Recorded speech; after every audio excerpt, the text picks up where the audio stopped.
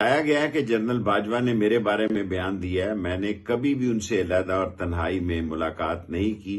اور عمران خان کے خلاف کبھی کوئی بات نہیں کی۔ میں نسلی اور اصلی ہوں۔ میرے فوج میں جنرل مشرف کے ساتھ، جنرل احسان کے ساتھ اور جنرل اختر الرحمان کے ساتھ تعلقات تھے، اور جب میں وزیر داخلہ تھے تو موجودہ ڈی جی آئی ندیم صاحب اور جنرل فیض سے تعلق تھے سرکاری کاموں کے سلسلے میں۔ میں واضح کر دینا چاہتا ہوں، میں نسلی ہوں اور اصلی ہوں، عمران خان کے ساتھ کھڑا ہوں، کل اس کے جلسے میں شریک ہوں گا، اور یہ سامراجی جو پاکستان کے اثاثوں پر دباؤ ڈالنا چاہتے ہیں، ساری قوم اپنی اداروں کے ساتھ مل کر اس کا دفاع کرے گی، پاکستان ترقی کرے گا۔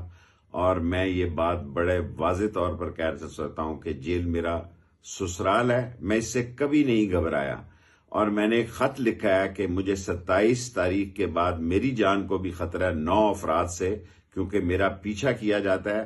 اور یہ میں نے تحریر لکھ کر چھوڑ دی ہے تاکہ اگر میری ذات کو کوئی نقصان پہنچے تو ان 9 لوگوں کو قابل تفتیش کیا جائے۔ پاکستان زندہ باد۔